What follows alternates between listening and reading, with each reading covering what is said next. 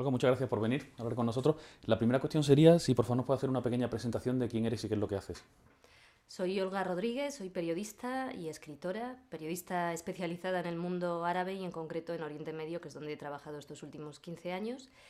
Y bueno, pues este último año he estado como freelance, colaborando con algunos medios de comunicación como Periodismo Humano, Público, Radio Nacional, y he estado haciendo un documental en Egipto y ahora estoy terminando un libro sobre las revueltas árabes centrado en Egipto, que es donde he estado trabajando estos meses. Muy bien. Mira, la primera pregunta es curioso porque es la cuestión que nosotros estamos investigando con este proyecto y a la que esperamos aproximarnos dentro de un año. Pero yo se la hago a todo el mundo directamente la primera pregunta. ¿Tú qué crees que es el movimiento 15M? El movimiento 15M es el empoderamiento de la gente que hasta ahora vivía en el anonimato, y no solo eso, no en el anonimato, sino vivía ignorada por buena parte de los poderes, del poder político, del poder económico y también, lamentablemente, por parte de buena parte de los medios de comunicación. La ciudadanía ha tomado las calles y ha conquistado sus nombres y sus apellidos. Han dicho, estamos aquí y estamos por encima de los datos macroeconómicos, de las cifras y de los números. Por encima de todo eso están los seres humanos. ¿De qué estamos hablando? ¿De qué se está hablando en el debate público? De algo que estaba ignorando a la ciudadanía y de algo que estaba ignorando una realidad, o que estaba intentando, más bien, tapar una realidad que era un retroceso en los derechos básicos, un recorte de los servicios sociales a través de iniciativas que se han denominado con una serie de eufemismos, como por ejemplo reforma laboral, que en realidad son recortes sociales, y otra serie de iniciativas que traspasan ya el ámbito de lo nacional, porque esto es una cuestión muy global, ¿no? Es decir, el 15M es un movimiento heterogéneo que ha salido a la luz, que ya existía antes, yo creo que llevaba un tiempo existiendo y latiendo, pero latía dentro de nuestras casas, de puertas para adentro, en reuniones de amigos. Era subterráneo, era clandestino porque era ignorado en el debate público, y ese malestar, esa indignación, ese hartazgo, ese cabreo, incluso ese susto ante todo lo que estaba ocurriendo, se oficializó con el 15M, salió a la luz, y el 15M además lo primero que consiguió fue legitimar demandas y protestas que hasta la fecha eran no solo ignoradas, sino que plantearlas en público podía ser considerado incluso muy políticamente incorrecto o incluso antisistema, como por ejemplo hablar del déficit democrático en nuestro país o en otros países. Algo tan simple como eso, cuestionar la existencia de una democracia real antes del 15M, era algo muy políticamente incorrecto, y decirlo en público te arriesgabas a que te acusaran de antisistema. Sí, con el 15M a mí me ha pasado, y mucha gente también me lo ha contado, una sensación curiosa de que nos sorprendió a todos cuando pasó. Fue como la gran sorpresa. Después te parabas un minuto y decías, joder, ¿cómo no ha pasado esto antes? Sí. ¿Tú por qué crees que ha pasado en este momento? ¿Cuáles crees que son los elementos? Que yo, por ejemplo, pienso que ha tenido mucho que ver lo que es la tecnología, ¿no? El que todos llevamos internet en la mano en nuestro teléfono. Quizá no como el causante del 15M, pero de luego sí como un efecto multiplicador de todo lo que ha sido, ¿no? Y también quizá otras personas me han dicho que tiene que ver también simplemente con unas cuestiones de masa crítica. Hay un momento donde ya ha habido mucha gente muy descontenta y entonces en ese momento ha pasado algo. ¿Tú por qué crees que ha pasado esto ahora, precisamente? Yo creo que es una acumulación de varios factores. Es verdad que en este tipo de movimientos sociales el porqué final, el último botón que se aprieta, porque se aprieta en ese momento y no antes, ese botón que desencadena un movimiento social, realmente nadie sabe exactamente por qué antes y no ahora. No lo saben ni los expertos sociólogos. Porque, bueno, sí que se sabe que puede existir un capítulo determinado, un hecho puntual final que sea la guinda, plin, o la última gota que colma el vaso, y ante eso, colectivamente, se materializa el hartazgo y la indignación. Al margen de eso, yo creo que evidentemente en los 2 últimos años se ha producido una serie de hechos en el plano político y económico que han provocado la indignación y el enfado en muchísimas personas y en la ciudadanía. El recorte de los derechos sociales, el aumento de la brecha entre ricos y pobres en toda Europa y en el planeta en general, la congelación de sueldos mientras aumentan los precios y suben los precios, a causa, entre otras razones, de la especulación en los mercados financieros internacionales, el rescate a la banca mientras nosotros estamos con el bolsillo vacío, una presión fiscal que al final afecta mucho más no a los que más tenemos, no a los que más tienen, sino a los que menos tenemos. Es decir, los más ricos son capaces de esquivar impuestos a través de los paraísos fiscales. Todo esto en los 2 últimos años ha traspasado límites. Era insostenible. Eso por un lado. Es decir, la situación económica y política. No solo en España, sino a nivel global. Por otro lado, la existencia de las tecnologías, evidentemente, nos ha facilitado muchísimo la comunicación. Porque no es necesario organizar y convocar una reunión física, con todo el esfuerzo que eso conlleva. Es decir, a través de las redes sociales, en Internet, podemos estar continuamente y estamos continuamente en contacto. Y eso es fundamental porque imprime y ofrece velocidad a las cosas en un momento en el que se necesita velocidad. Se necesita adoptar decisiones y ser rápido en las organizaciones. Por otro lado, yo también mencionaría otra causa más, que es, a principios del año 2011 presenciamos cómo había países en el mundo árabe que se levantaban no solo contra dictaduras políticas sangrientas y represivas, sino también, y es fundamental, contra una situación económica determinada y, sobre todo, contra las decisiones políticas que se estaban adoptando ante esa situación económica determinada. Es decir, en el mundo árabe ha ocurrido, y ocurrió incluso antes, que aquí lo mismo. Privatizaciones masivas, recortes de derechos sociales, aniquilamiento prácticamente de servicios sanitarios públicos, cese de inversión en la educación pública y, por supuesto, el aumento de la brecha y de la diferencia entre ricos y pobres. Las sociedades árabes vivían, como ellas mismas dicen, con indignidad porque no se las escuchaba y al mismo tiempo, mientras los organismos financieros internacionales como el Fondo Monetario Internacional o el Banco Mundial estaban felicitando a esas dictaduras árabes diciéndoles que obtenían grandes datos macroeconómicos estupendos y resultados económicos estupendos, ¿no? Como es el caso de Túnez o Egipto, cuando en una sociedad como la egipcia el 40% de la población vive por debajo del umbral de la pobreza. El propio exdirector del Fondo Monetario Internacional, Dominique Strauss-Kahn, cuando estallaron las revueltas árabes, dijo: bueno, debemos de reconocer que a lo mejor estábamos observando demasiado o prestando demasiada atención tan solo a los datos macroeconómicos y nos estábamos olvidando de otras cosas. Que es para decir, claro, os estabais olvidando de los seres humanos, que los seres humanos estamos por encima de los datos macroeconómicos y de los intereses y beneficios económicos a corto plazo de una minoría que es la que domina el mundo, ¿no? Entonces, bueno, lo que presenciamos en países como Túnez y Egipto, la toma de la calle, de nuevo, el empoderamiento en las calles, el empoderamiento de la ciudadanía a través de la toma de las calles, eso se observó en Europa y se observó en España. Yo recuerdo que el 15M, yo todavía no estaba en Madrid, de hecho, acababa de regresar del Cairo, pero no estaba en Madrid aún, a mí me telefoneó uno de los primeros de Sol, de los llamados primeros de Sol, una persona que estaba decidiendo quedarse a hacer noche en Sol. Y me telefoneó para preguntarme, oye, ¿cómo lo hacían en Egipto? O sea, ¿cómo organizaron la acampada en Egipto? Es decir, evidentemente la referencia de Túnez y Egipto estaba en la mente colectiva del movimiento 15M y en la mente de los primeros que decidieron acampar. Y de hecho, bueno, pues se copió un modelo de protesta que era la acampada y la toma de una plaza. Con lo cual, resumiendo, por un lado tenemos nuevas tecnologías que nos facilitan muchísimo el activismo en el movimiento 15M, que nos facilitan la comunicación y que dan velocidad e imprimen velocidad a la organización. Por otro lado, tenemos una situación económica y política mundial insostenible en la que una minoría gobierna el mundo sin tener en cuenta la voluntad de la mayoría, no solo eso, esquilmando los recursos que nos pertenecen a todos. Y por otro lado, teníamos ya un referente, que era lo ocurrido en los países árabes.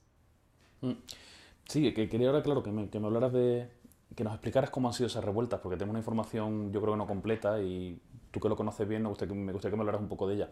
A mí me pasa mucho que a veces siento mucha vergüenza porque nosotros estamos aquí en la calle em, protestando por nuestros problemas y tal, pero aquí lo máximo que nos pasa es que viene un señor policía y nos pega alguna porra y nos vamos. Y que te echen de tu trabajo y 4 cosas. No te mata nadie, ¿no? Entonces muchas veces me siento muy mal. Por otra parte, me resultó muy emocionante pensar que todos en el mundo estamos protestando por lo mismo, que es llevar una vida digna. Cada uno quizá con sus circunstancias y con las posibilidades, no lo sé, ¿no? Pero es lo mismo, ¿no? Entonces muy emocionante saber y muy hermanante, ¿no? Saber que es que estos señores en Túnez, nosotros y los de Nueva York, que tendrán un nivel socioeconómico mucho mayor que el nuestro, estamos todos en lo mismo, ¿no? En intentar que nos dejen llevar una vida digna y tener las posibilidades simplemente de vivir normalmente, ¿no? Cuéntanos un poco, Acampada Sol, que como el centro de acampada urbana que hemos tenido aquí en Madrid más conocido, todos hemos visto imágenes, sabemos cómo es, pero ¿por qué no nos cuentas un poco cómo era la Plaza Tahrir? ¿Qué es lo que pasaba allí? ¿Qué se hacía? ¿Qué no se hacía? ¿Qué problemas había? ¿Cómo era la protesta? ¿Cómo se organizaban?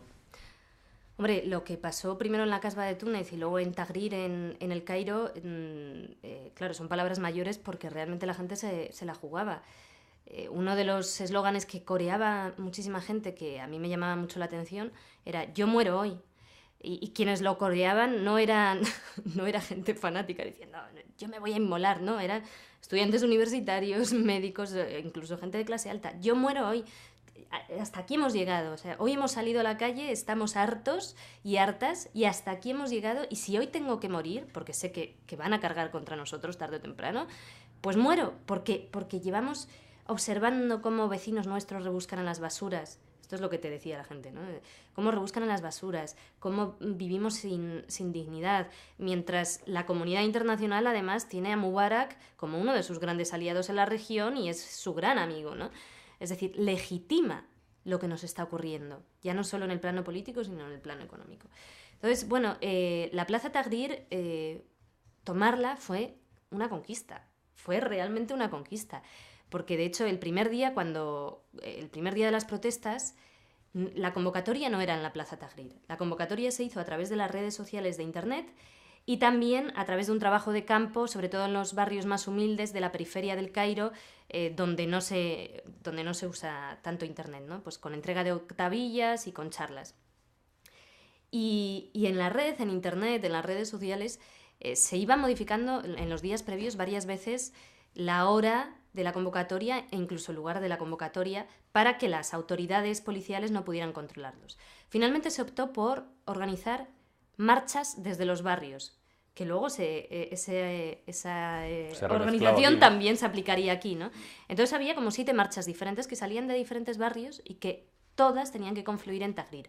Por el camino, claro, esas marchas tardaron en llegar a Tahrir horas y horas, o sea, no tardaron ni 2, ni 3, ni 4, bueno, primero porque la extensión del Cairo es enorme, ¿no? Pero además porque por el camino hubo varias cargas policiales, algunas marchas se tenían que disolver y se reunían posteriormente, bueno, finalmente llegaron a Tahrir y en Tahrir hubo cargas y hubo gases lacrimógenos y dispararon bolas de goma, etc. Ese primer día ya hubo algún muerto, pero lo hermoso de lo que allí ocurrió es que las demandas de los organizadores, que eran, bueno, pues movimientos sociales e incluso ciudadanos individuales, también algunas organizaciones que habían surgido años atrás, que estaban, bueno, vinculadas a movimientos sociales urbanos, las demandas en ningún momento incluían la caída de Mubarak, no se atrevían a apuntar tan alto. Y de repente los organizadores, yo conozco a varios, ven cómo la gente está diciendo abajo Mubarak, queremos la caída del régimen.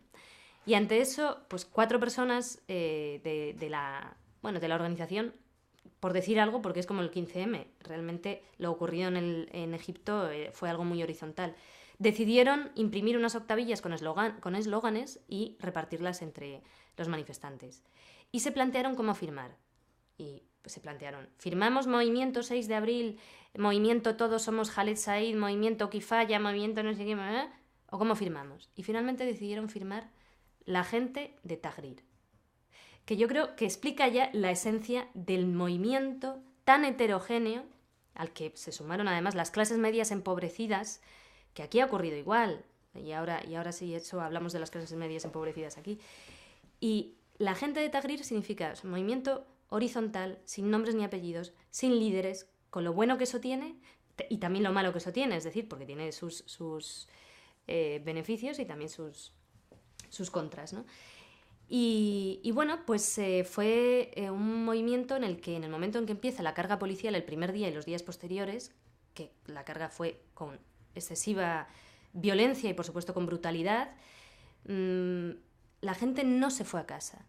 La gente afrontó lo que tuviera que venir y luchó. Es decir, hubo una resistencia. Las protestas fueron pacíficas, pero hubo una resistencia. Y es curioso porque yo creo que eso no se ha mostrado demasiado en los medios de comunicación occidentales. No sé por qué, no sé a qué obedece, pero hubo una resistencia muy organizada. Es decir, se creó una comisión que se encargaba de levantar los baldoquines de la Plaza Tahrir y de todo el centro del Cairo. Otra comisión se encargaba de partir los baldoquines. Otra comisión se encargaba de esas piedras extraídas de partir los baldoquines, de entregarlas a los chavales que estaban en primera fila arrojando piedras. Otra comisión se encargaba de, con escurridores de verduras y cacerolas y lo que fuera, crear cascos y escudos defensivos. Otra comisión se encargaba de atender a los heridos. Otra comisión se encargaba de ir repartiendo vinagre con agua para calmar un poco el efecto de los gases lacrimógenos.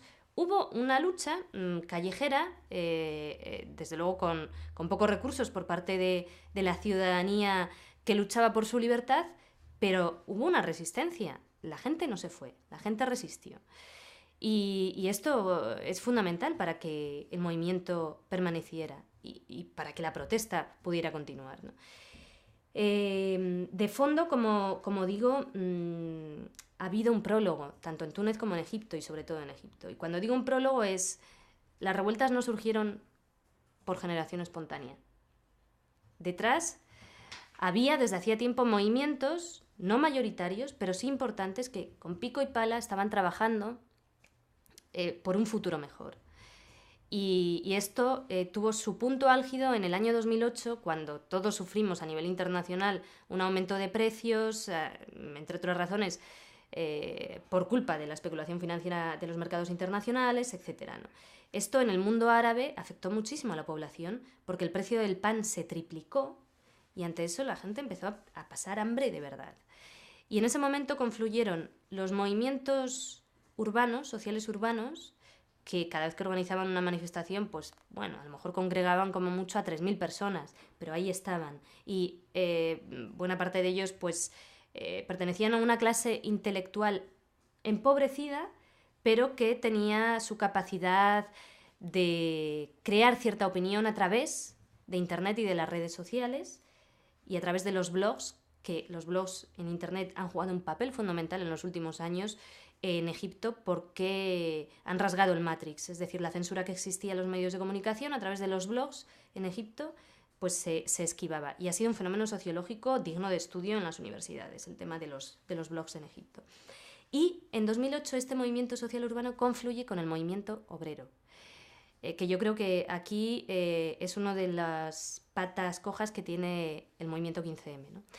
Es decir, el movimiento obrero en las fábricas comienza a movilizarse. Tuvo la primera gran huelga, se da en el año 2006 en la fábrica textil estatal de Mahalla, en Egipto, donde 3.000 mujeres trabajadoras dejan sus puestos de trabajo, sus máquinas de coser y toman los pasillos de la fábrica al grito de «aquí estamos las mujeres, ¿dónde están los hombres?». Y de ese modo van llamando a sus compañeros y comienza la primera huelga. Y es el pistoletazo de salida de una oleada de huelgas que tiene su punto álgido en el año 2008, que es cuando se junta el movimiento social urbano con el movimiento obrero. El movimiento obrero que es capaz de parar empresas y de parar fábricas. Es decir, la huelga también como un instrumento de protesta fundamental, ¿no? ¿Qué quiero decir con todo esto? Que detrás se llevaba ya bastante tiempo trabajando en este sentido. Y yo creo que para analizar el 15M, yo siempre he creído que ha sido fundamental el trabajo previo, de movimientos sociales alternativos, de movimientos que han surgido en los últimos tiempos, como Jóvenes sin Futuro, como los movimientos contra el abuso por una vivienda digna, contra el abuso de las hipotecas de los bancos, etc. Recuerdo que probablemente era el 17 de mayo, bueno, supongo que todos los interlocutores con los que estáis hablando les ocurre lo mismo, que Sí, tenemos como una nebulosa de aquellos días, porque Parece que hace 20 años. estábamos continuamente ahí en la Puerta del Sol y yo no sé qué día, pero uno de los primeros días del 15M, yo me encontré con un amigo que vive en el barrio de Carabanchel y que en la periferia de Madrid, desde hace tiempo, las asociaciones vecinales y movimientos sociales vecinales de barrio están haciendo trabajos estupendos a nivel social contra las condiciones de los centros de internamiento para extranjeros, contra las redadas raciales de la policía y otra serie de cosas, ¿no? O algo tan simple como creando tejido social en los barrios. Tejido social que para cuando haya que protestar ya está creado, ya está, ¿no? Ya está cosido. Bien, pues me encontré con este amigo de Carabanchel y me dijo, pues nosotros, los de la Asamblea de Barrios, habíamos organizado unas protestas para el 9 de junio y entonces ahora estamos hablando con esta gente del 15M, que en realidad él es del 15M también, ¿no? Y estamos barajando aprovechar esa convocatoria que ya estaba organizada anteriormente, antes del 15M, para hacer una convocatoria, para organizar una convocatoria más fuerte y más potente, ¿no? Y de aquello salió la famosa manifestación del 9 de junio, que fue precisamente la de las marchas desde los barrios, ¿no? O sea, que nada surge por generación espontánea ni por ciencia infusa y yo creo que deberíamos tener eso en cuenta, ¿no? Sí, te pediría, ya me has apuntado algunos puntos y, por ejemplo, el hecho de que nosotros en Sol pusiéramos esos toldos así con esas cuerdas era porque hacía sol y hacía mucho calor, pero tampoco era casual. Lo habíamos visto hace poco y se trataba de... me gustaría que de una forma quizá un poco esquemática nos dijeras esas conexiones que tú ves entre los movimientos árabes y el 15M. Bueno, yo creo que el carácter heterogéneo de los movimientos, la toma de la decisión de firmar como la gente de Tahrir sin más, abre puertas a todo tipo de personas que no se van a sentir excluidas por el empleo o el uso de unas siglas determinadas, ni siquiera por el empleo de unos eslóganes o de una terminología determinada, ¿no? que algunas personas pueden considerar que no se sienten identificadas con esa terminología. Y eso el que ha usarlo muy bien, de una manera muy eficaz y muy inteligente. En segundo lugar, el modelo de acampada como forma de protesta. Estoy convencida, es muy probable que si no hubiéramos visto las acampadas de Túnez y Egipto, la toma de Tahrir y la toma de la Kasbah, es probable que no se hubiera barajado, o al menos no se hubiera barajado desde el primer momento, la toma de la Puerta del Sol, la acampada. Y vuelvo a poner el ejemplo, bueno, esta anécdota de antes, ¿no? Como a mí uno de los primeros de Sol me telefonea diciéndome cómo lo hicieron en Egipto. Queremos acampar y quedarnos a hacer noche. Yo lo que les dije fue, pues no sé, la primera noche lo que hicieron fue conseguir comida y mantas para todo el mundo, porque si tienes frío y tienes hambre, pues te terminas yendo, ¿no? En Egipto hicieron una colecta para conseguir mantas y comida, y aquí también se dedicaron a traer mantas y comida, y posteriormente a colocar los toldos, que por supuesto por una cuestión pragmática y práctica, porque hacía sol, etcétera, pero también lo habíamos visto anteriormente. Y la creación de comisiones de trabajo también está inspirada. Luego, por supuesto, hay otras cuestiones que no son similares, ¿no? Sobre todo en lo referido al tipo de carga policial, a la represión. Antes has estado tú enumerando las comisiones que ve allí de partir las piedras, hacer los cascos. Y yo, con todo el respeto y el amor, pensaba en nuestra comisión de Reiki, en comisiones, no podíamos permitir unas cosas que allí efectivamente tenían que defenderse y se jugaban la vida, ¿no? Sí, en ese sentido, pues claro, obviamente las circunstancias, el contexto es diferente, pero simplemente que haya un modelo, que se haya implantado un nuevo modelo y que posteriormente se ha exportado a su vez al movimiento Occupy Wall Street y a otros movimientos, o sea, al movimiento Occupy, ¿no? en Estados Unidos. Se está ocupando, se ocupan las calles y las plazas. Nos están despojando de derechos sociales conquistados con mucho esfuerzo a lo largo de décadas y siglos, y ante eso la ciudadanía está decidiendo tomar las calles. El otro día, no sé si fue Juanlu Sánchez o Leila Najawati, nos hablaban de el momento emocionante del manifiesto, o sea, la carta de apoyo que llegó desde Tahrir, aquí en los primeros días, ¿no? Donde usaban la palabra democracia real ya y se les indicó que a lo mejor era mejor cambiarla porque democracia real ya, digamos que el día 15 había acabado, y esto, en fin, pero que era como muy emocionante. Y ahora me he recordado que entonces allí, digamos, que allí se estaban enterando de lo que pasaba aquí. Tú ahora que has estado hace poco allí, ¿no? Acabas de volver, me gustaría que me contaras un poco de qué percepción tienen allí de lo que está pasando aquí. O sea, cómo lo viven, cómo nos ven, qué información tienen, se enteran de todo. Bueno, los primeros días, en realidad, yo hice un poco de mediadora para esa carta, para que esa carta llegara. Y fue algo muy emotivo porque bueno, primero, ellos los primeros días no tenían mucha información. Sabían que había protestas en España, pero realmente no llegaba bien contextualizada la información y como además sabían que estaba a punto de haber elecciones, pensaban que era una cosa más en clave local, etcétera, ¿no? Y bueno, posteriormente, la verdad es que están siguiendo con muchísimo interés el movimiento 15M, continuamente están enviando cartas de apoyo. La primera carta de apoyo fue aquella que además es verdad bueno, ellos habían visto en algún medio de comunicación internacional Movimiento Democracia Real Ya, y ante eso, bueno, pues yo les expliqué que en vez de Democracia Real Ya, que era una que por incluir a todos, que se cambiaba el nombre y tal, ¿no?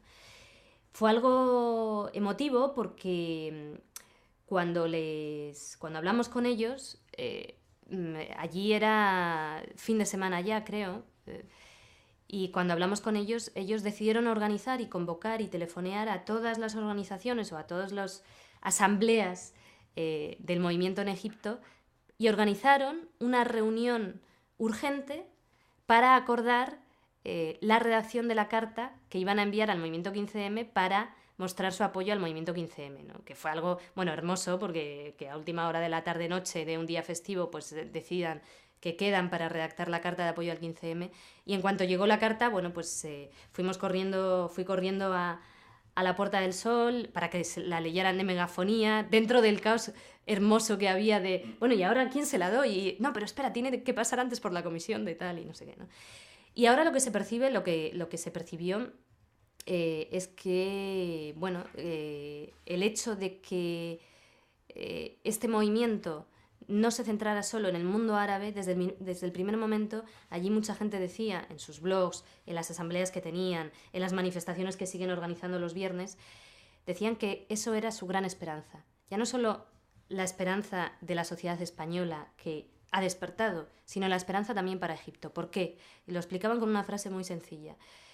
Estamos ante problemas globales y retos globales que requieren una solución y una reacción global.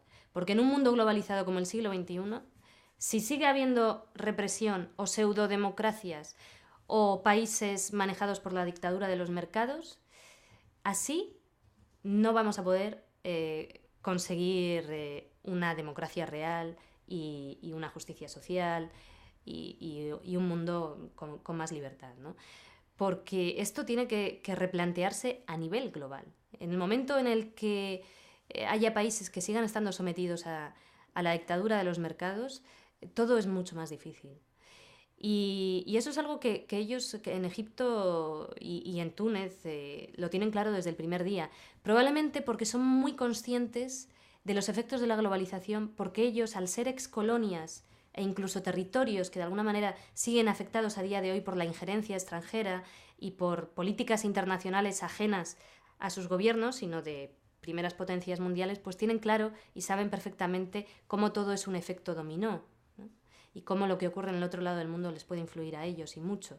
Entonces, esta certeza de estamos ante problemas globales que requieren respuestas globales, y el movimiento 15M se vio como un movimiento, se vio como algo, un fenómeno que despertaba esperanzas, un fenómeno que desde el primer momento confiaban en que se exportara a otros países y finalmente ocurrió. Y fíjate que a mí cuando me lo decían, no, es que el próximo tiene que ser Estados Unidos, yo decía, bueno, no lo sé. Y ahí en Egipto lo tenían clarísimo, no, en Estados Unidos. Y de hecho hay egipcios que ahora están, que participaron activamente en Tahrir y ahora están en Wall Street desde el primer día, porque además ya son conocedores de los retos y de las dificultades y de los bajones de estado de ánimo colectivos que se viven en todos estos procesos, ¿no? Y ante eso, bueno, pues están allí participando y de alguna manera asesorando también, ¿no? Sí, esto es lo que decimos nosotros, que esta revolución, nosotros, los que venimos un poco más de la cultura libre, que hemos llevado aquí por ese camino, que es una revolución muy copyleft, porque estamos todos muy concienciados en publicar los resultados. Yo tengo esta experiencia, lo publico, tú tienes las tuyas, lo mejoramos, hacemos un resultado mejor, todo el mundo aporta y vamos evolucionando juntos, ¿no? Pero es que eso es lo hermoso y solo así además se puede conseguir éxito. Es la puesta en común del conocimiento, de las voluntades, en un momento además en el que lo necesitamos porque también es un proceso de recuperación de la dignidad. Cuando tenemos una sociedad con 5 millones de parados y tenemos sociedades con gente joven súper formada, con ganas de hacer mil cosas, creativa, emprendedora, pero la sociedad no solo no le ofrece, el sistema no solo no le ofrece vías para poder volcar todo eso y colaborar por hacer una sociedad mejor, no solo no se las ofrece, sino que le ofrece obstáculos. Es decir, nos oprime en ese sentido. Yo creo que, por eso cuando hablo de empoderamiento, hablo también de gente que está en sus casas diciendo, ¿y qué hago? ¿Qué hago con todas estas ganas que tengo de hacer cosas? Y ante eso, el movimiento 15M ha sido y es una forma de unirnos, de compartir y de tener claro que juntos y juntas se puede. Mientras que el mercado laboral y el mundo laboral se mueven unos códigos probablemente opuestos a eso. O sea, por mucho que se diga a día de hoy todavía que hay que saber trabajar en equipo, el mercado laboral es un mundo que es la ley de la jungla y de la selva, en el que se te exige dar la espalda a compañeros, no apoyarlos en los momentos difíciles, afilar el colmillo, llevar la competitividad a extremos inconcebibles y terribles, y ante eso surge un fenómeno como el movimiento 15M, que claro que es copyleft y que claro que es vamos a ponerlo todo en común y mostremos que hay otra forma, ya no solo de gobernar y de hacer crecer las sociedades, sino de relacionarse los unos con los otros y las unas con las otras. O sea, yo creo que una de las exigencias más importantes del 15M ha sido la relacionada con lo que tiene que ver con las relaciones humanas, valga la redundancia. Es decir, cuando me he reconciliado con el ser humano o me he reconciliado con la gente, que es un cartel que hemos visto mucho en el 15M, estaba harta de que me exigieran dar la espalda a los demás. Para mí ha sido un conocer a los vecinos, ¿no? Yo llevo 3 años en Madrid, creo, desde que me volví de Alemania, que estuve muchos años allí. Yo en mi bloque no conozco a nadie, nunca he hablado con nadie más allá de abrir la puerta, y resulta que ahora conozco 200 personas nuevas que me preocupo por ellos, que son mis vecinos, que nos reunimos en la puerta sola y hablamos de los problemas comunes, ¿no? Y lo que tú dices me emociona mucho, de que estos compañeros egipcios perciban los problemas globales y perciban que a todos nos afectan, porque es que, joder, también me preocupo por el egipcio. A mí me dicen esto hace 6 meses y no me lo creo, de verdad. Y yo, bueno, yo me voy a mi lado emotional, a mí es que el 15M me da mucha llantina. Pero es muy bonito pensar eso, que de verdad nos preocupa lo que le pasa al egipcio que están ahí, que le están matando, y a él le preocupa lo nuestro, y a todos nos preocupa lo del norteamericano, y entonces, esa es quizás la fuerza, ¿no? Claro, no sé, a mí me emociona mucho todo. Eso que dices de los vecinos está... Porque claro... Es que yo también, Olga, yo no tengo una tradición activista previa, que es muy curioso. Yo vengo de una familia burguesa normal y, yo qué sé, un tanto extraña, no muy sevillana, un poco internacional, he pasado tiempo fuera, pero nunca he tenido ese contacto con los vecinos y nunca he tenido ese contacto con la sociedad, nunca he hecho nada. Yo me he indignado mucho, de pequeñito siempre, vaya, no puede ser, pero nunca he ido a ayudar, nunca he hecho nada, ¿no? Y de verdad que ha habido un cambio en mí, que creo que ha pasado mucha otra gente, porque la manifa del día 15M estaba llena de gente que yo los veía y digo, estos tampoco tienen pinta de ir a muchas manifestaciones. Y yo en mi vida, hasta ese día, había ido a 4 o 5 y desde entonces he ido a 90. Claro. Esa manifestación, ir a manifestación como símbolo de hacer cosas, ¿no? Entonces de repente estamos empezando a hacer cosas, ¿no? Es que es un encuentro social también las manifestaciones. Pero yo tengo primas y amigas que por supuesto, que hasta la fecha nunca habían participado en ninguna actividad social o militado en absolutamente nada, ¿no? Porque también la propia sociedad, tal y como está configurada actualmente las cosas, yo creo que nos empuja un poco al individualismo, ¿no? Es difícil, a veces quieres hacer cosas ya no solo de protesta, sino a todos los niveles, iniciativas o proyectos laborales, y no sabes cómo encontrar otras personas que tengan tus mismos inquietudes y tus mismos objetivos, ¿no? O sea que, porque es difícil realmente, estamos muy solos y en las grandes ciudades más, ¿no? Entonces, surge el 15M y facilita el encuentro, se establecen nuevas amistades, incluso, bueno, pues han surgido historias de amor preciosas a raíz del movimiento 15M, ¿no? Y se ha aparcado el egoísmo porque, en el fondo, probablemente subconscientemente estábamos hartos y hartas de que se nos impusiera guiarnos por ese egoísmo, ¿no? Porque que puede ser incluso anti nosotros, ¿no? Sí, pero estás ahí metido y no te das cuenta, ¿no? Es que la emoción en el 15M, que yo tanto he sufrido y sigo sufriendo, me parece muy importante como motor de cosas. Más allá de la experiencia, que es muy bonito y de lo que quiero, no, de verdad ha sido, creo, un motor de cambiar cosas, ¿no? Esa emoción que sentíamos. Para mí, Acampada Sol, había unos momentos que era como Facebook. Yo, de verdad, eso sí que era una red social, Acampada Sol. Te ibas para allá, te pasabas 5 horas y habías conocido una serie de gente y visto una serie de experiencias y tal, que, joder, eso sí que era una red social, ¿no? Yo lo percibí así. Las 2 primeras semanas, sobre todo, que fue cuando... Era una red social física, no virtual. A mí, no sé si a ti te pasó esto, pero yo en la Puerta del Sol, en el 15M, todos esos días, la mayor parte del tiempo estaba sola. Pero que no iba sola a la Puerta del Sol, pero llegaba y me sentía tan imbuida por el ambiente y quería ver todo y hablaba con unos y con otros y con unas y con otras, que bueno, me perdía pues de con quien fuera. Y me daba igual estar 5 o 6 horas. Es que además a veces prefería estar, o sea, sola y elegir, o sea, observar y hablar. Y de repente estaba echando una mano en una comisión cuando te dabas cuenta y de repente debatiendo en otra con el micrófono, ¿no? Era algo que atrapaba. Cuando un punto de encuentro, un punto físico como la Puerta del Sol o como Tagrir o como la Casbah en Túnez, se convierte en un lugar en el que la gente que está en él piensa que es el único lugar donde merece la pena estar en ese momento, es un lugar donde están ocurriendo cosas. Es el lugar donde estar. No había otro lugar. O sea, había que ir todos los días, porque es el lugar donde están ocurriendo cosas. Y la emotividad, que hay gente que desde el mundo intelectual la ha rechazado, ¿no? o que ha criticado esta faceta emocional del 15M, yo creo que hay que tener en cuenta que, y esto lo dicen los neurobiólogos, antes de lo racional está lo emocional como un primer plano desde el subconsciente. Lo emocional es un motor básico. Si tú no deseas algo, si a ti no te conmueve algo, es probable que no tengas el mismo empuje para hacer las cosas bien. Y esto puede ocurrir a todos los niveles, también trabajando en tu vida, ¿no? Yo, por ejemplo, soy una persona muy emocional. Yo he cubierto conflictos bélicos para medios de comunicación y he cubierto también todo tipo de noticias y no sé trabajar sin la emoción. Porque si no siento realmente, es decir, si no hay una empatía y si no hay una serie de ingredientes que van más allá de lo absolutamente racional, yo no sé trabajar. Pero creo que en el fondo, en menor o mayor medida, a todos y todas nos ocurre lo mismo.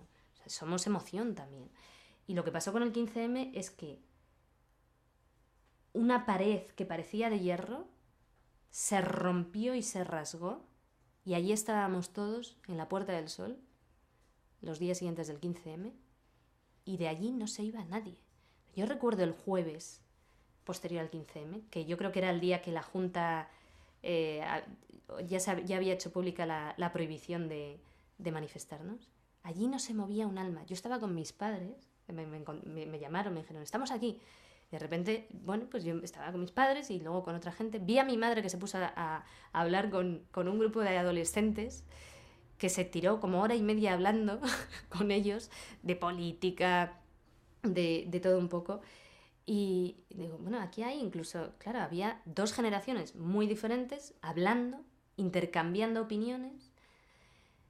Los momentos de silencio, había momentos en los que la masa que estábamos allí estábamos en silencio y de repente todos gritábamos a la vez, gente llorando. Yo he llorado más. Yo he llorado en la Puerta del Sol. Mucho. Y también la comunicación gestual. Cuando vas caminando sola por la Puerta del Sol en aquellos días y vas sonriendo a la gente. Íbamos todos sonriéndonos. Esos sentimientos, nos sonreíamos porque Era, sí, ha pasado, ¿no? Está pasando. Tenemos en común esto. Estamos aquí, nos entendemos. No nos damos la espalda, no venimos aquí a darnos puñaladas por la espalda, ¿no? Esas sonrisas, yo creo que íbamos todos con una sonrisa en los labios, ¿no? Sí, yo me acuerdo ahora, conforme cuentas esto, que creo que además lo tuiteé en su momento. Me acuerdo una vez, la Puerta del Sol se convirtió también como una especie de centro de cualquier tipo de demanda de la galaxia. Allí venía todo el mundo con sus problemas y muy bien. Y me acuerdo de ver algunas personas repartiendo algún tipo de octavillas, no directamente relacionadas con el 15M, sino con otro tipo de problemas y tal. Y me dediqué como a seguirlos y me di cuenta que, no sé, en los 20 minutos que estuve detrás, de las 150 que había repartido, nadie la tiraba, todo el mundo la cogía, todo el mundo le miraba a la cara y le decía gracias. Entonces pues te la leías y te la metías en el bolsillo, lo que fuera, ¿no? Y es que era ese estado, esa actitud, ese estado, ¿no? No sé, era como un santuario. Tú entrabas allí... Es que eso de que has dicho de las octavillas, yo también lo observé. Todo el mundo cogía todas las octavillas, escuchaba.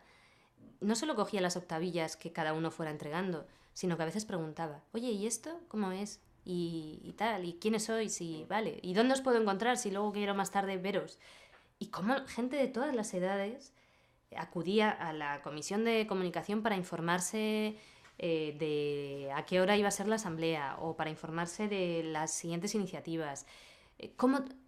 Ahí hubo una gran conversación. La conversación que se estaba impidiendo en el debate público, y aquí de nuevo los medios de comunicación yo creo que deberían entonar un mea culpa, los medios de comunicación, buena parte de los grandes medios de comunicación, esa comunicación y esas conversaciones ante momentos tan difíciles como estos y ante el crecimiento de la injusticia social, esa conversación que no existía en el debate público, se conquistó en la Puerta del Sol.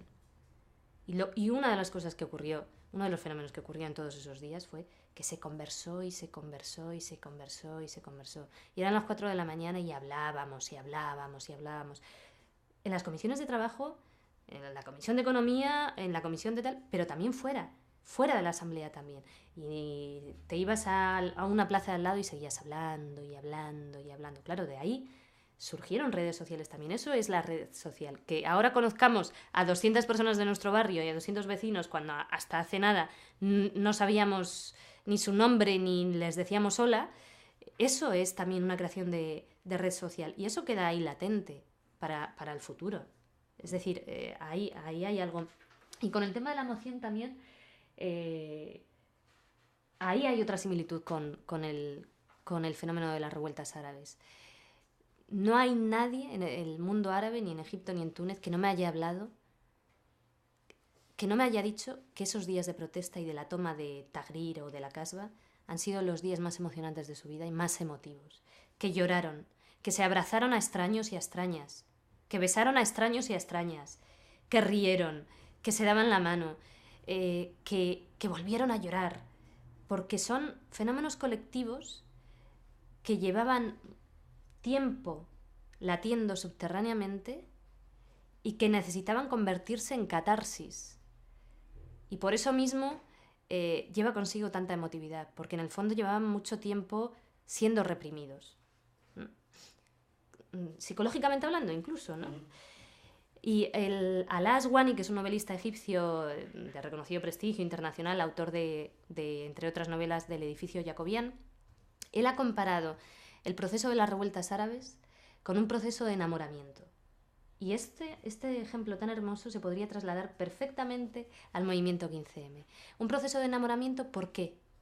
Porque más allá de lo racional, que también existe, por supuesto, y todos conocemos las razones, existe algo emocional, un impulso que te obliga a seguir en el movimiento, a permanecer en la plaza y que además ese impulso te está diciendo que no hay otro lugar mejor donde estar. Y esto es lo que violenta a un proceso de enamoramiento. Y que sean cuales sean los obstáculos, hay un impulso mayor que te obliga y que te dice que tienes que estar ahí y no en otro sitio. Y yo creo que yo, a nivel personal, como ciudadana, más allá de como periodista o como tal, sentía que quería estar ahí, no me lo quería perder, quería participar en ello. Porque yo misma me sentía empoderada, ¿no? Tomando las calles frente a una realidad irreal, paralela, que se presentaba en el debate público, los medios de comunicación, los discursos bipartidistas en el plano político y, por supuesto, en la dominación de los poderes financieros. Joder, no sé qué ha sido tan impresionante. Yo... Ay. Me gustaría ahora entrar un poco en el lado personal tuyo de cómo percibiste cosas. O sea, ahora tú eres Olga periodista, ahora me interesa Olga persona, ¿no? O tu experiencia, ¿no? Por ejemplo, nosotros en la Campa de Sol estuvimos durante un tiempo discutiendo el famoso consenso de mínimos, que no llegamos a ponernos de acuerdo y que a lo mejor estuvo bien, todavía la verdad que no lo sé. Pero me gustaría saber de las cosas que hay en la sociedad, a ti qué es lo que no te gusta, qué es lo que querrías cambiar, y además te pediría que identificaras la que te parece más importante, la cuestión que te parece que habría que tocar ya.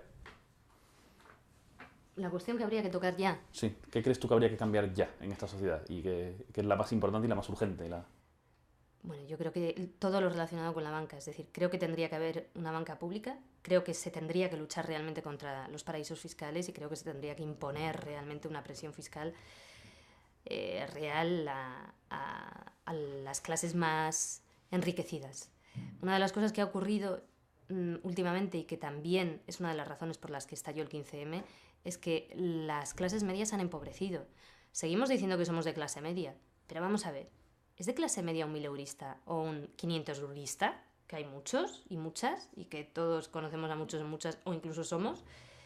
Pues hombre, teniendo en cuenta que hay una parte de la sociedad minoritaria, pero que la hay, que vive con millones y millones y millones de euros y que apenas paga impuestos, pues un 1000eurista o un 800eurista no es clase media, en realidad es clase baja, tal y como está además bueno, pues los precios y la vida, ¿no? Lo cara que es la vida. Entonces, este empobrecimiento de la clase media obedece a una serie de razones que hay que atajarlas y obedece a los abusos de la banca, obedece a lo que algunos intelectuales llaman la ideología de la escasez. ¿Realmente hay escasez? Nos están diciendo políticas de austeridad, apretaros el cinturón más y más porque hay escasez, no podemos. No, pero esperad, se está apretando el cinturón la clase media que se ha empobrecido y que se va a seguir empobreciendo porque va a tenerse que apretar más el cinturón porque nos van a despojar de más derechos sociales y de atenciones básicas y fundamentales como puede ser la sanidad pública gratuita y la educación pública gratuita, etcétera, etcétera. Y ante eso, los ricos son cada vez más ricos. O sea, la acumulación de la riqueza en una minoría de la población es cada vez mayor. A nivel mundial, hace 15 años, el 1% de la población manejaba más o menos el 17% de la pobreza. Bueno, pues a día de hoy el 1% de la población mundial maneja el 36% de la riqueza mundial. O sea, del 16 a... es decir, se está acumulando la riqueza. No es que haya escasez, que por supuesto tenemos que aprender a gestionar las riquezas del planeta y sobre todo no a maltratar el planeta. O sea, hay que cuidarlo, ¿no? Porque nada es duradero y porque hay recursos que son caducos. Pero ¿hay escasez realmente? No la hay. Entonces, en ese sentido, yo creo que desde mi punto de vista, en estos momentos lo prioritario son todas estas cuestiones relacionadas con la banca y con cuestiones en el plano económico. O sea, la lucha contra los paraísos fiscales, la exigencia del pago de impuestos proporcionales a las ganancias de las clases más enriquecidas y, bueno, un control de la banca, una democratización de la banca y que haya banca pública. Esa es una solución. Muy bien. Ahora me gustaría que desde el pasado 15 de mayo y relacionado con lo que es el movimiento y bueno, las actividades y todo esto, me contaras lo mejor que has vivido y lo peor que has vivido, tú personalmente, en estos 6 meses, desde el día 15.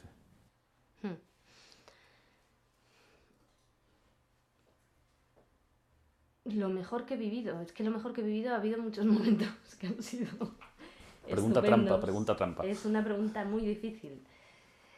Bueno, lo mejor que he vivido yo creo que fue la primera semana del 15M. En aquellos días hubo momentos mágicos, hubo momentos en los que además, ya a nivel personal, grupos de amistades diferentes que nunca se habían unido, estábamos todos juntos allí y tras ello sigue habiendo conexión, ¿no? Y eso... recuerdo la noche que llovió, que hubo un momento en el que parecía que había menos gente y yo dije, yo no me voy de aquí, y estaba empapada. Y he de reconocer que tuve un momento de desesperanza en el sentido de pensar, bueno, es muy difícil, realmente o tienes ante sí... Yo venía de Egipto y pensé, o tienes ante ti a una dictadura represora, o tienes ante ti a una policía que reprime hasta la muerte, como la policía egipcia que en 18 días mató a más de 800 personas, o tienes una población, el 40% de la población viviendo por debajo del umbral de la pobreza, o si no, es imposible mantener esto. Realmente ahí tuve un momento de desesperanza, que creo que era el miércoles por la noche.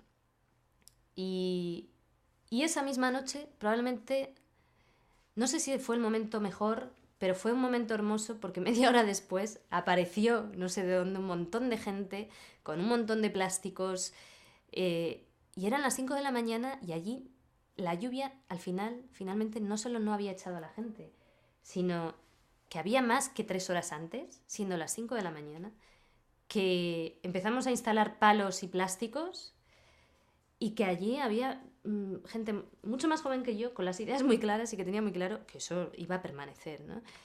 Y fue como... ¿cómo me gusta esta nueva generación de 20 y pico años? ¿Qué activas son? Digo activas porque este era un grupo de chicas estupendas que luego además bueno, pues he seguido en contacto con ellas, ¿no? Y lo que parecía que... O sea, la lluvia no iba a acabar con eso. Ahí tuve claro, y además se lo dije a una persona muy cercana a mí, tuve claro que esto era algo importante. Y al día siguiente, el colofón fue que llegó el jueves, que yo creo que fue uno de los días que más gente hubo allí reunida, durante horas y horas y horas, ¿no? Mira, es que se me ponen los pelos de punta de... La noche de la lluvia fue aquella. Fue una noche... Sí, vamos, la recuerdo como la noche más larga. Y fíjate que luego hubo otras muchas noches y quizás más intensas emocionalmente en el sentido pues que ya éramos muchos y tal, ¿no? Pero yo creo que esa fue... La noche de la lluvia fue un punto de inflexión.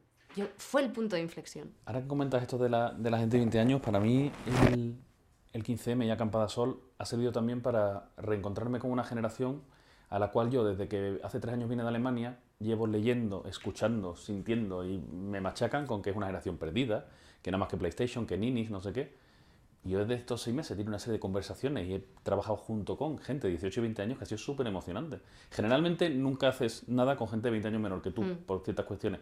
Pero además te transmiten la imagen esa que es absolutamente falsa. O por lo menos en parte es falsa, ¿no? Y había ahí una serie de gente que a mí me encantó. O sea, me encantó ver a esa gente tan joven estar allí dando el callo, ¿no?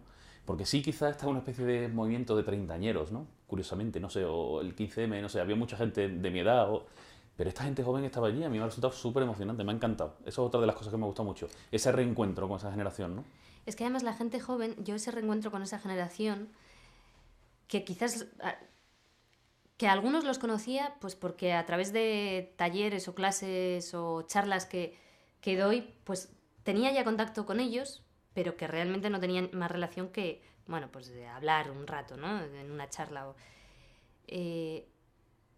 Yo he aprendido mucho de la gente más joven que yo, ¿no? O sea, yo nací en el año 75 y me he encontrado con gente que tiene 15 años menos que yo y que es optimista no desde la ingenuidad ni desde la inconsciencia, sino desde un proceso racional, reflexivo, analizado con tiempo, a través del cual han llegado a la conclusión de que se necesita optimismo para seguir adelante, porque sin optimismo nos quedamos todos en casa. Y te lo está diciendo una pesimista que es militante del optimismo. Sí, ¿no? Es decir, una pesimista que se obliga a ser optimista, ¿no? Pero, y esto lo he encontrado en mucha gente de 20 y pocos años del 15M que me han enseñado a tener esa actitud. Ellos me lo han enseñado a mí y ellas. Y a tener una constancia que probablemente los que ya tenemos otra edad quizás no tenemos porque nos habíamos instalado en cierto derrotismo, que no digo que no estén las cosas para estar derrotista, pero que ahí ha habido un motor y un alma en el 15M que sin duda lo ha puesto gente con esa actitud, que yo creo que sobre todo es gente de 20 y pocos años. Y eso, nuevamente, y vuelvo a las revueltas árabes, pero por establecer en un mundo global, por establecer similitudes, eso también lo he encontrado allí. Gente que no desde la inconsciencia ni desde la ignorancia,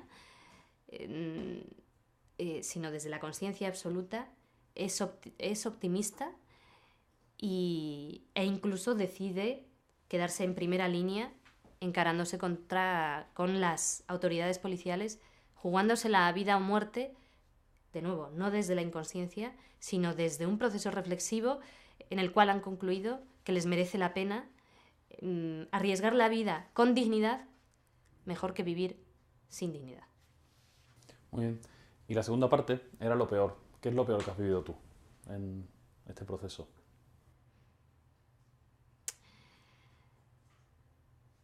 He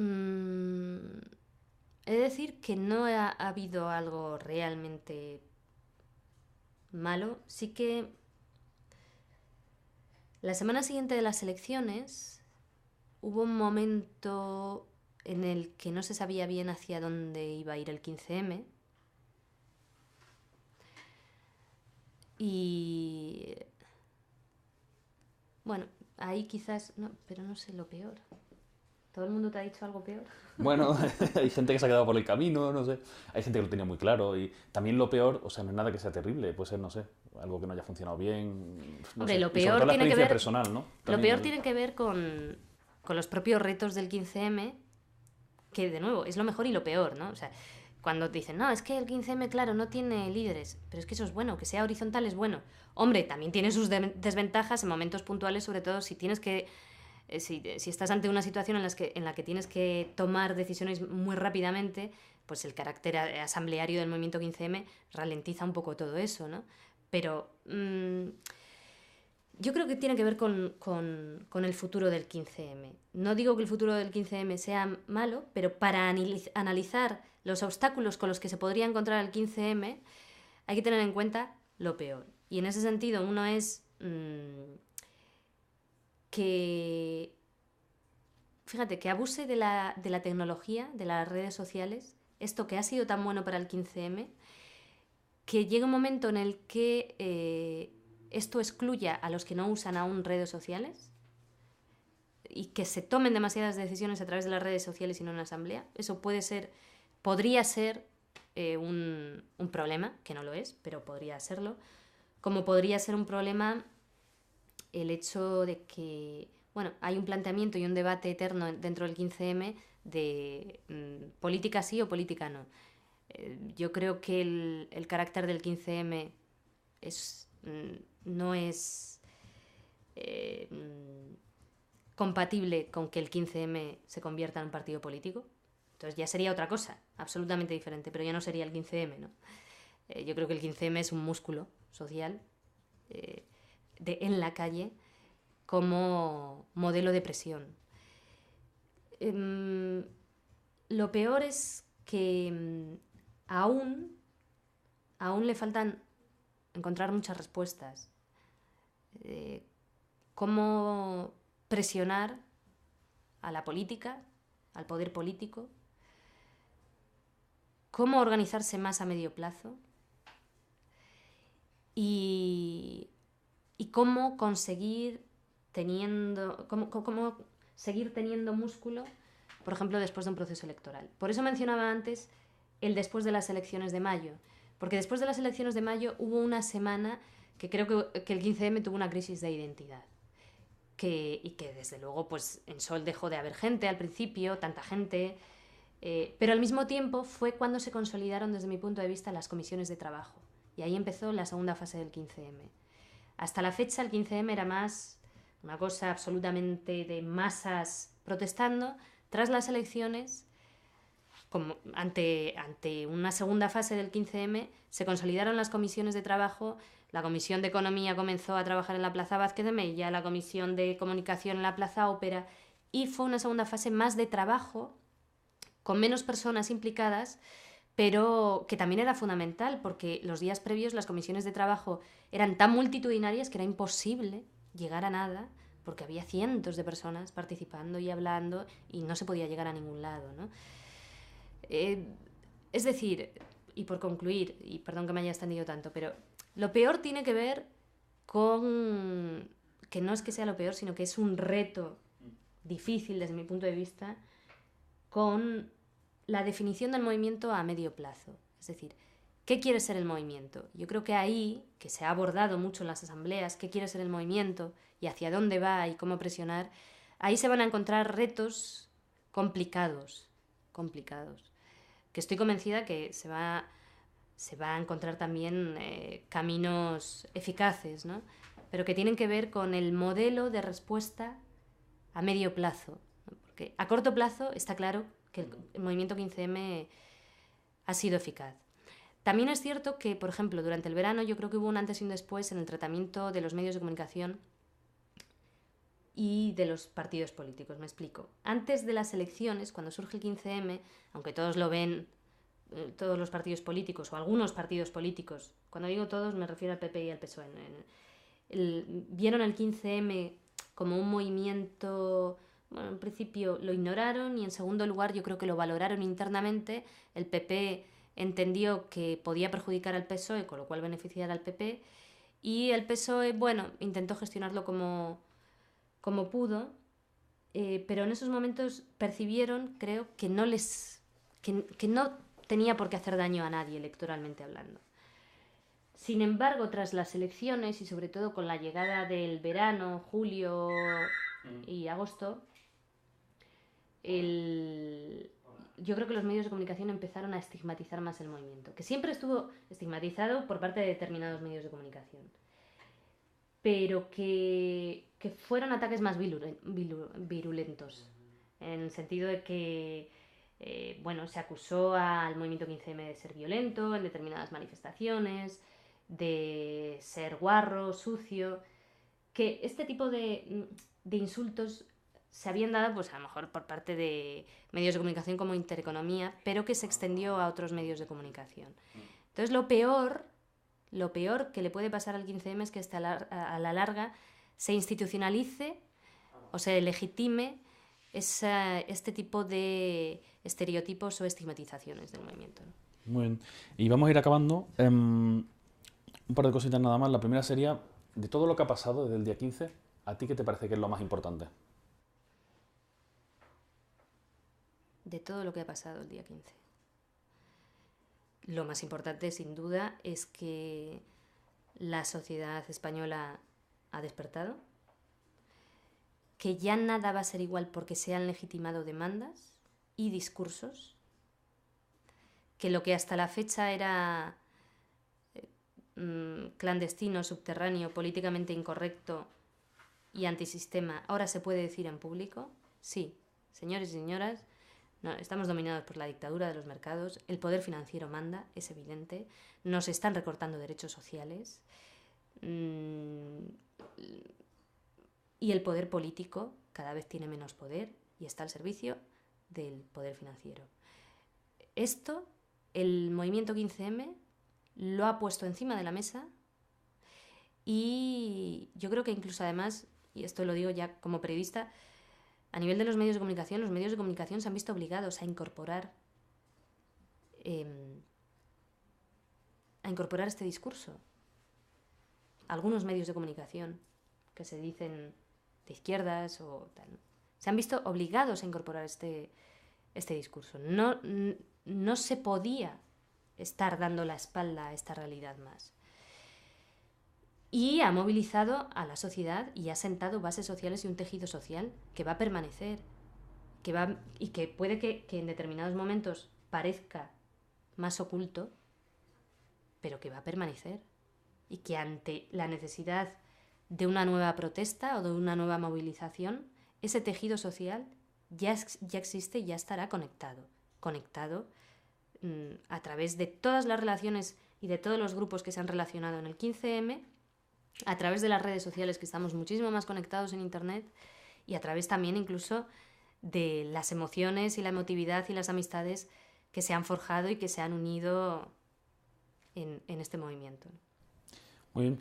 Pues yo por nuestra parte estamos. Si hay algo que tú quieras agregar, que te parezca importante, que quieras reformular, pues es tu momento. Que espero que nos veamos pronto en la calle. Así será.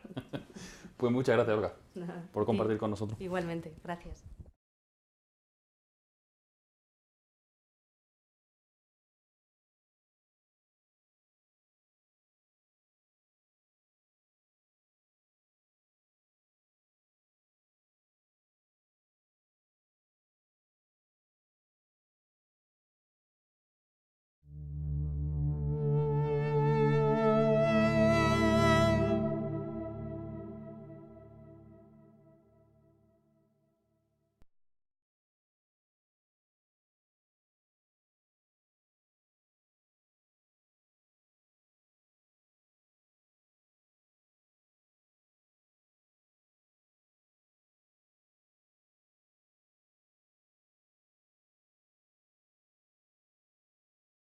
Olga, muchas gracias por venir a hablar con nosotros. La primera cuestión sería si por favor nos puede hacer una pequeña presentación de quién eres y qué es lo que haces.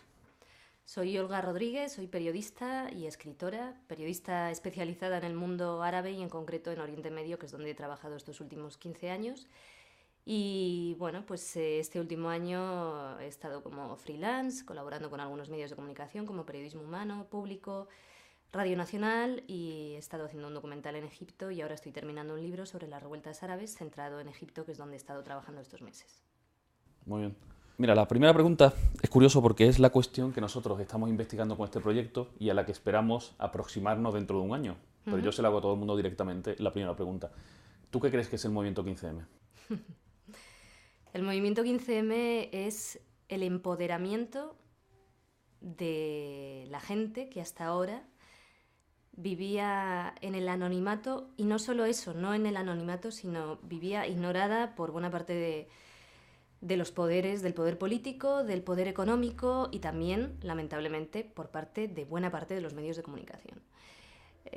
La ciudadanía ha tomado las calles y ha conquistado sus nombres y sus apellidos. Han dicho era algo muy políticamente incorrecto y decirlo en público te arriesgabas a que te acusaran de antisistema. Sí, con el 15M a mí me ha pasado, y mucha gente también me lo ha contado, una sensación curiosa de que nos sorprendió a todos cuando pasó. Fue como la gran sorpresa. Después te parabas un minuto y decías, joder, ¿cómo no ha pasado esto antes? Sí. ¿Tú por qué crees que ha pasado en este momento? ¿Cuáles crees que son los elementos? Que yo, por ejemplo, pienso que ha tenido mucho que ver lo que es la tecnología, ¿no? El que todos llevamos internet en la mano en nuestro teléfono. Quizá no como el causante del 15M, pero de luego sí como un efecto multiplicador de todo lo que ha sido, ¿no?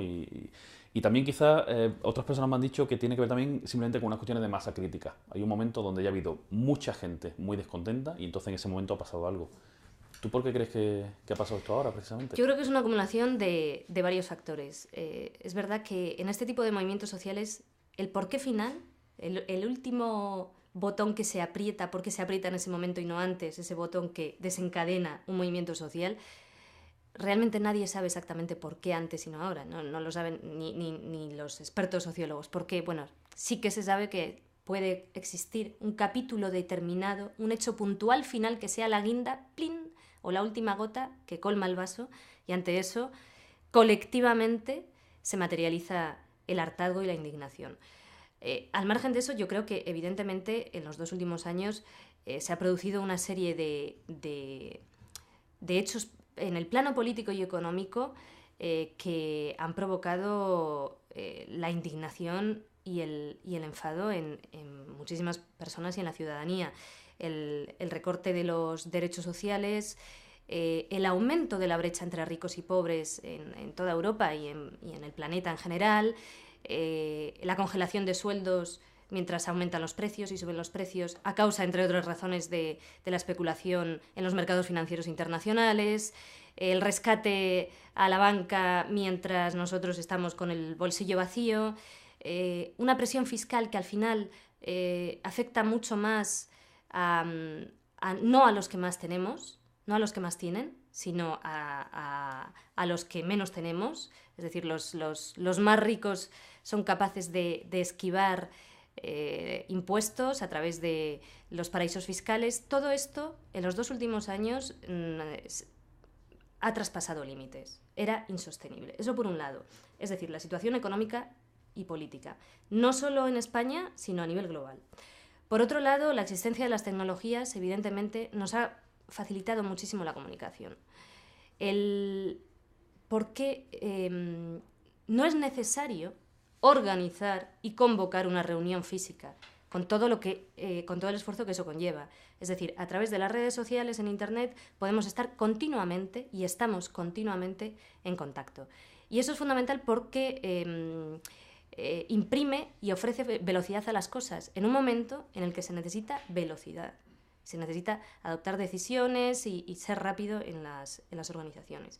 Por otro lado, yo también mencionaría otra causa más, que es a principios del año 2011 presenciamos cómo había países en el mundo árabe que se levantaban no solo contra dictaduras políticas sangrientas y represivas, sino también, y es fundamental, contra una situación económica determinada. Y estamos aquí y estamos por encima de los datos macroeconómicos, de las cifras y de los números.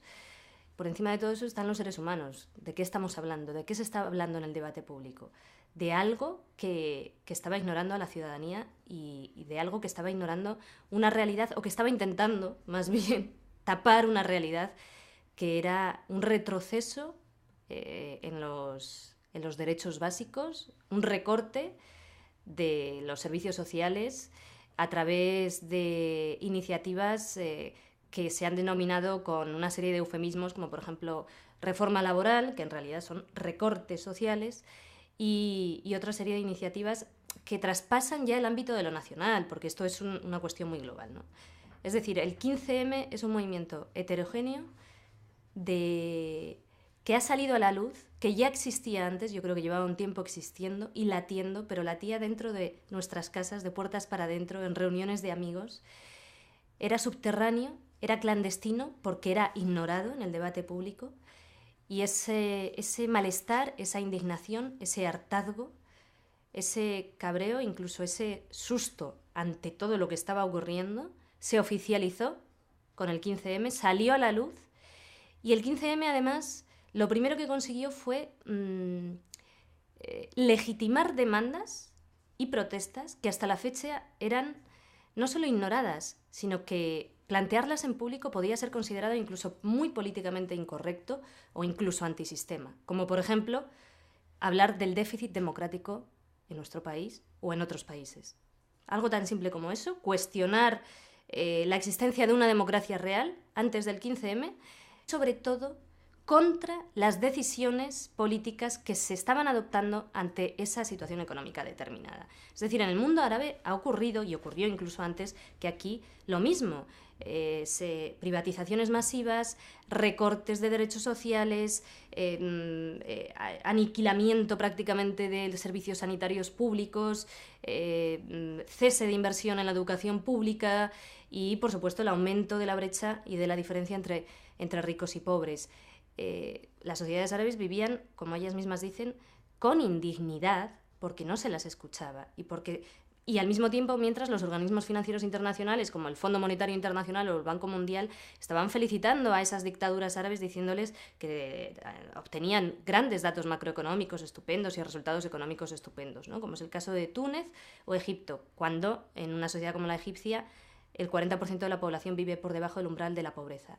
El propio exdirector del Fondo Monetario Internacional, Dominique Strauss-Kahn, cuando estallaron las revueltas árabes, dijo, bueno, debemos de reconocer que a lo mejor estábamos observando demasiado o prestando demasiada atención tan solo a los datos macroeconómicos y nos estábamos olvidando de otras cosas. Que es para decir, claro, os estabais olvidando de los seres humanos, que los seres humanos estamos por encima de los datos macroeconómicos y de los intereses y beneficios económicos a corto plazo de una minoría que es la que domina el mundo, ¿no? Entonces, bueno, lo que presenciamos en países como Túnez y Egipto, la toma de la calle, de nuevo, el empoderamiento en las calles, el empoderamiento de la ciudadanía a través de la toma de las calles, eso se observó en Europa y se observó en España. Yo recuerdo que el 15M, yo todavía no estaba en Madrid, de hecho, acababa de